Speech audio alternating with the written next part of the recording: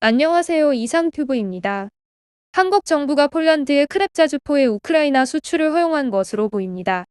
한국 정부는 영국 로이터 통신과의 인터뷰에서 K9 차체가 사용된 폴란드의 크랩자주포를 우크라이나에 제공하기 위해 폴란드가 요청한 수출 라이센스를 승인했다라고 밝혀 러시아의 우크라이나 침공 이후 우리나라가 공식적으로 우크라이나에 무기 공급을 허용한 것은 처음이라고 보도했습니다.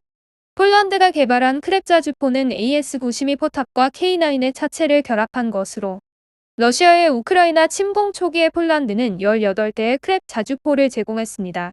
이후 우크라이나는 폴란드의 크랩 자주포 52대를 발주했고 당시 우크라이나의 크랩 자주포를 수출하기 위해서는 한국의 승인이 필요한 상황이었습니다. 이에 대해 영국 로이터 통신은 한국의 승인 여부에 대해 취재한 것입니다. 로이터 통신은 K9의 차체를 우크라이나에 수출하기로 동의했는지는 알려지지 않아 이 사건에 대해 한국이 언급하기를 거부하고 수출에 동의했는지 아니면 못 본 척했는지에 대한 보도를 하고 한국 정부는 K9의 차체가 사용된 크랩 자주포를 우크라이나에 제공하기 위해 폴란드가 요청한 수출 라이센스를 승인했다고 보도한 것이다. 로이터 통신은 한국이 공식적으로 대러시아전 무기 공급을 인정한 것은 처음이라고 보도했지만 한국은 교전국에 무기를 제공하지 않는다는 기본 입장에 변함이 없으며 우크라이나에 대한 크랩 수출에 동의한 것은 한국이 공급하는 K9 차체가 무기 시스템에 관여하지 않는 부분이기 때문이라고도 덧붙였습니다.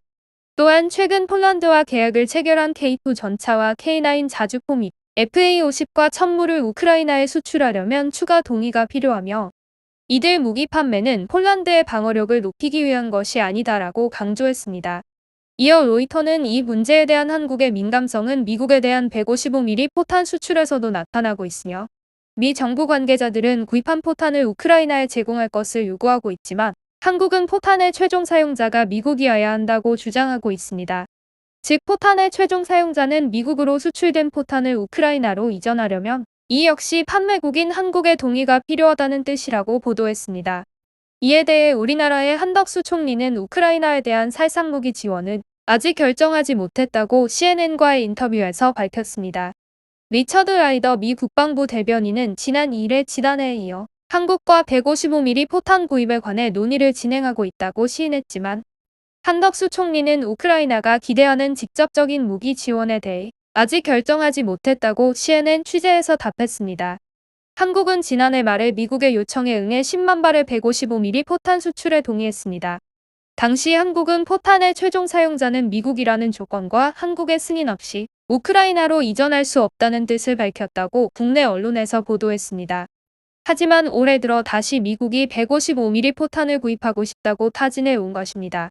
이 건에 대해 리처드 라이더 미 국방부 대변인은 지난해에 이어 한국과 155mm 포탄 구입에 관해 논의를 진행하고 있다고 시인했으나 이 거래가 우크라이나에 대한 지원 목적인지에 대해서는 한국의 입장을 고려해 언급을 삼가했지만 라이더 미 국방부 대변인은 이미 한국은 우크라이나에 상당한 지원을 하고 있고 우크라이나에 대한 지원을 담당하는 국방연락그룹 참가국에서도 한국에게 감사하고 있다고 말했습니다.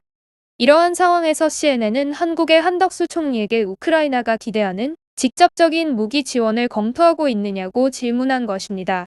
CNN의 코스트 민즈 비즈니스에 출연한 한덕수 총리는 한국 정부가 우크라이나에 대한 무기 지원을 검토하고 있느냐는 질문에 우리는 올해 우크라이나에 대한 지원을 1.3억 달러로 늘리기로 결정했지만 전력 설비와 발전기 등으로 지원할 생각이라고 답했으나 살상무기 지원 여부는 아직 결정되지 않았다고 덧붙였고 한국 언론은 총리가 아직이라는 어구를 사용해 향후 상황에 따라 정부 입장의 변화가 생길 수 있다고 지적했습니다.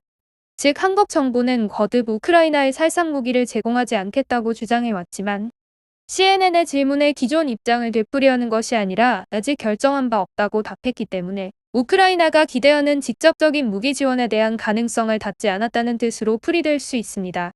덧붙여서 레비츠 라트비아 대통령과 만난 젤렌스키 대통령은 기자회견에서 우리가 가장 필요로 하는 것은 대포이며 러시아와의 전쟁을 멈추려면 대량의 포탄이 필요하다고 호소하고 있어 앞으로 우리나라가 어떠한 결정을 내릴지 주목됩니다. 한 가지 소식을 더 전해드리고 마무리하겠습니다. 보잉은 영국 해군에 어레스팅 훅을 장착한 MQ-28을 제안했다고 외신에서 보도했습니다. 영국 해군은 2030년까지 무인 전투기와 무인 조기 경보기 및 무인 공중급유기를 퀸 엘리자베스급 항공모함에 도입할 계획인데 여기에 보잉이 MQ-28 고스트배틀을 팔기 위해 영국에 제안한 것으로 알려졌습니다. 2021년에 공개된 영국의 미래 해상항공부대 프레젠테이션 자료에 따르면 영국 해군은 과도한 인명위험 없이 딥스트라이크를 실행하기 위해 고정날개형 무인항공기 개발 프로젝트인 프로젝트 빅센을 추진하고 있으며 빅센 기본형을 바탕으로 무인 전투기와 무인 조기 경계 및 공중급유기 등 무인 항공기를 2030년까지 도입할 예정입니다. 현재까지 빅센 프로젝트로 불리는 무인기를 영국 해군이 독자 개발할지 아니면 영국 공군이 개발 중인 랭카 프로젝트 등에 편승할지는 의문이지만 보잉이 MQ-28 고스트배틀을 영국 해군에 판매하고 있다고 제인스가 보도한 것입니다. 지난달 21일에 개최된 관계자 모임에서 선보인 퀸 엘리자베스 항공모함에 착항하는 MQ-28의 이미지를 제인스가 입수했고 이를 제인스가 보잉에 확인한 결과 진짜 이미지라고 인정했지만 이 이미지의 고해상도 버전 제공은 거부한 것으로 알려졌습니다. 제인스가 게재하고 있는 저해상도 버전의 이미지를 보면 착함 태세인 MQ-28은 어레스팅 훅을 장착하고 있습니다. 퀸 엘리자베스급 항공모함에서 MQ-28을 운용하려면 어레스팅 와이어를 추가해야 할 것으로 보이지만 2021년 3월에 영국 해군은 드론용 전자식 캐터펄트와 어레스팅 와이어에 대한 RFI를 정식으로 발행한 바 있습니다. 영국 해군이 요구하는 전자식 캐터펄트는 최대 25톤의 사출 에너지가 필요하며 어레스팅 와이어는 최대 21톤의 에너지 감쇄와 재생에너지 공급을 요구하고 있습니다. 따라서 영국 해군이 요구하는 전자식 캐터펄트는 F-35B나 F-35C 등의 전투 중량에는 대응하지 않는 것이 특징으로 MQ-28의 최대 이륙 중량은 추정 30톤으로 추정되고 있어 영국 해군에 요구하는 최대 25톤의 캐터펄트와는 맞지 않은 부분이 있습니다.